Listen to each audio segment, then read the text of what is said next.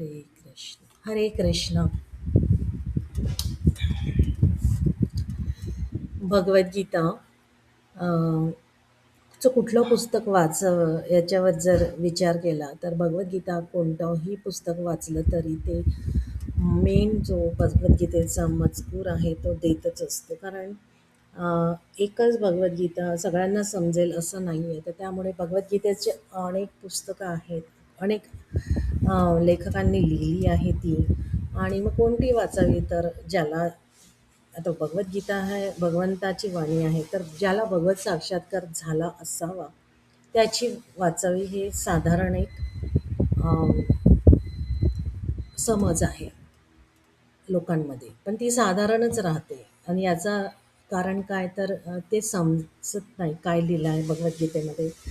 वाचल्यानंतरही त्याला ॲप्लाय करता येत नाही. जसं एखादं आपण पुस्तक वाचतो कुठलंही, तर समजा पाककृतीचं असावं, तर त्यात पाककृती जर एखाद्याची दिली असेल तर आपण लगेच करून बघतो. मग त्या कळतं की त्या कृती जे तिथे उल्लेख केला आहे तर ती बरोबर होती आणि त्याचं प्रमाण अचूक होतं किंवा तो पदार्थच चांगला झाला. तर अशी एक समजूत आहे. तर या भगवद्गीतेमध्ये जे सांगितलं आहे ते तसं आपण जेव्हा फॉलो नाही करत आणि ते कृतीत आणत नाही तर ते समजत नाही की ती वाक्य काय आहे, कुणासाठी आहे आणि त्याचा उपयोग कोणाला होतो आहे आणि मी वाचूनही मला त्याचा लाभ काय आहे. तर श्री श्रेष्ठ भगवान म्हणाले. तर आता ही मराठीमध्ये आहे आणि 16वा अध्याय आपण वाचत आहोत. तर दैवी आणि आसुरी संपत्ती, तर याच्याबद्दल भगवंताने सांगितलं आहे. तर दैवी काय असते संपत्ती? तेज. दैवी गुण असलेल्या माणसाचे काय लक्षणं असतात?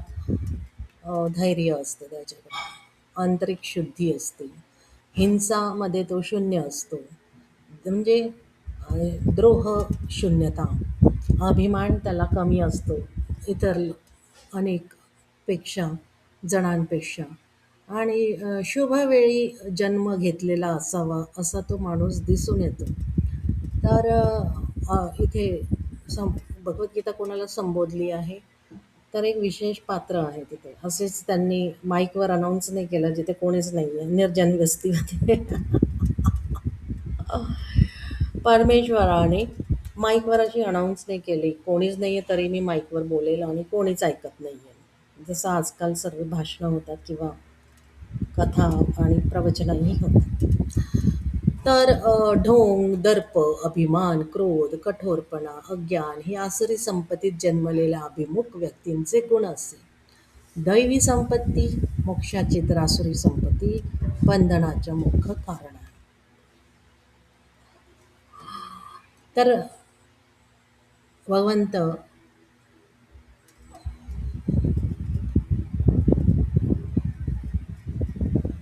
तर भगवंत इथे त्या व्यक्तीस ज्याला संबोधलं आहे आणि त्याला अर्जुन म्हणून या नावाने सर्वजण ओळखतात. तर तू शोक करू नको कारण तू दैवी संपत्तीत जन्मलेला आहे.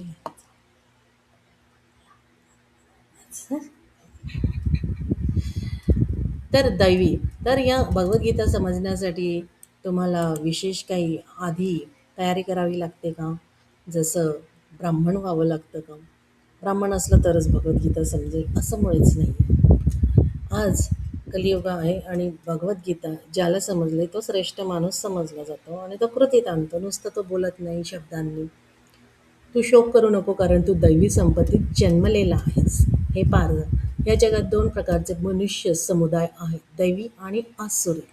दैवी संपत्ती विस्ताराने सांगितली. आता असुरी संपत्ती माझ्याकडनं ऐक, असे कृष्ण भगवंत इथे कृष्ण म्हणत आहे त्या अर्जुन, जो पांडवांपैकी एक आहे. तर असुर लोकास, त्यांची ओळख काय? आसुरी संपत्ती. तर लोकास धर्मात प्रवृत्ती आणि अधर्मातून निवृत्ती नाही जाणत. असुर लोक धार्मिक प्रवृत्ती आणि अधर्मातून निवृत्ती हे त्यांना माहीत नसतं.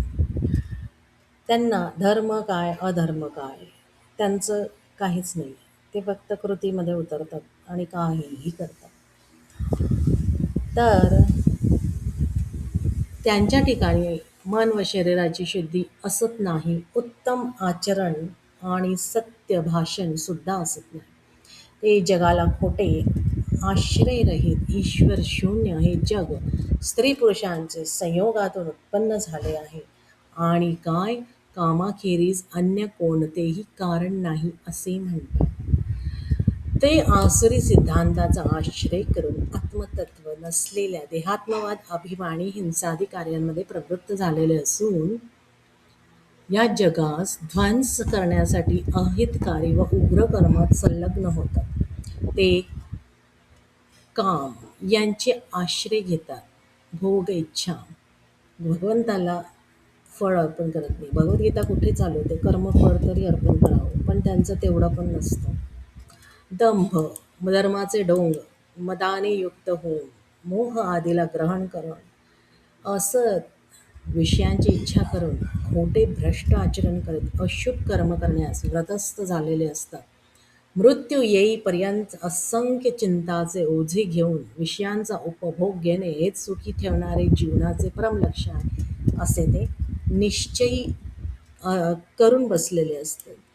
असे प्रकारे असंख्य आशांमध्ये मोहित झालेले काम आणि क्रोधाचा आश्रय घेऊन ते व्यक्ती कामभोगासाठी अन्याय क्षमा असावी अन्यायपूर्वक अर्थपदार्थांचा संग्रह करण्याचा प्रयत्न करीत असतात. ते असे विचार करतात, आज मी हे प्राप्त केले आहे, आता मी ही इच्छा पूर्ण केली, हे माझे आहे, परत मी धन मिळवेल, असं त्यांचं चालत असतं क्रम.